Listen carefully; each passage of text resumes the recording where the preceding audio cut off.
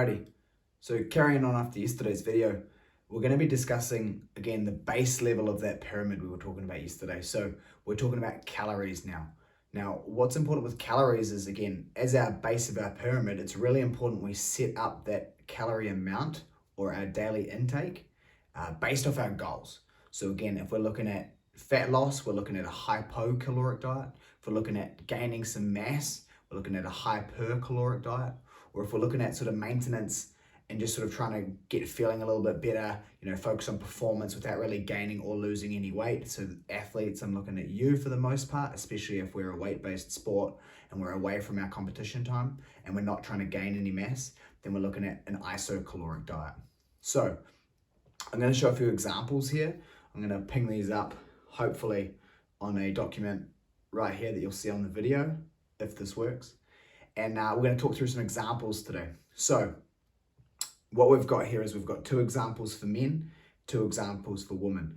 Now our 2 men we've got is one is an 80 kilo male. His goal is fat loss.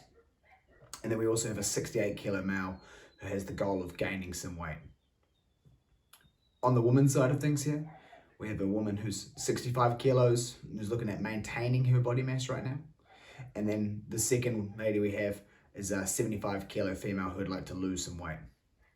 Now, for this sort of case study, let's imagine that all of these people here are just starting to track calories. So they haven't been tracking calories for long.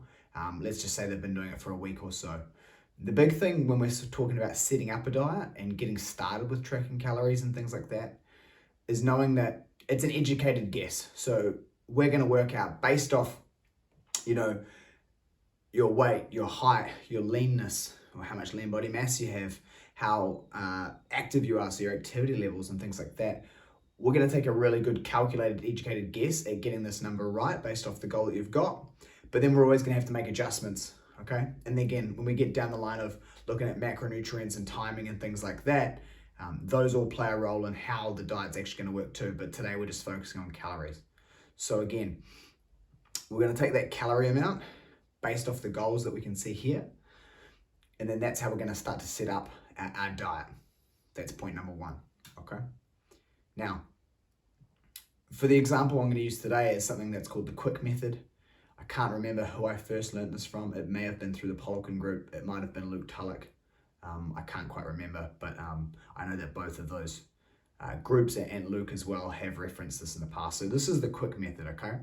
So for maintenance calories, what we're going to do is we're going to take your body weight and we're going to multiply that by 28 to 32. That's going to give us a range. We want to start off by setting our calories somewhere in there, okay? Fat loss, we're going to be working around 22 calories per kilo all the way up to 28 calories per kilo. Again, this is going to depend on the individual. And for weight gain, we're going to want to start somewhere around 32 calories per kilo all the way up to potentially 40 calories per kilo. Now, with these numbers, what I would recommend that you do is to start off with, you start at the lower end of whatever your goal is, unless it's maintenance, in which case, base it on how active you are. And then from there, we're going to adjust. So for the maintenance example, let's say that we set our calories at maintenance level like our 65 kilo female here. I've gone with the example of body weight times 30, so that's smack bang in the middle. Now, what we'd do is that's 1950 calories per day. So what you're going to do now is we're going to take that 1950 calories, or that body weight times 30 calories per kilo, and then we're going to sit there for a couple of weeks. So what we're going to do is we're going to start consuming that amount of calories, which should be isocaloric, which means that we should be weight stable at this point. And we're going to consume that for a good couple of weeks. Now, what we want to see happen here is your weight may fluctuate in those first couple of days, but then it should start to stabilize. Now, if we're able to achieve weight stability, so our weight is maintaining where it's currently at, whilst eating a consistent amount of food, so again, for the example, 1950 in this case, that means that our guess or our guesstimate has pretty well landed us in that sweet spot of weight maintenance. Now, as time goes on, if the goal then shifted, and let's say we wanted to start to maybe lose some body fat, that's where we can take this nice, comfortable 1950 and then start to reduce it down. So start to pull away 5, 10, 20% from this number, and we know pretty well that that should work from a fat loss perspective.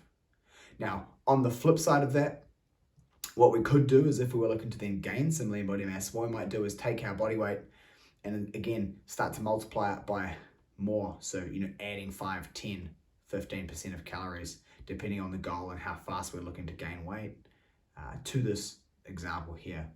Now, feel free to read the examples below and the references I've given in terms of, what you may want to do and some of those important notes.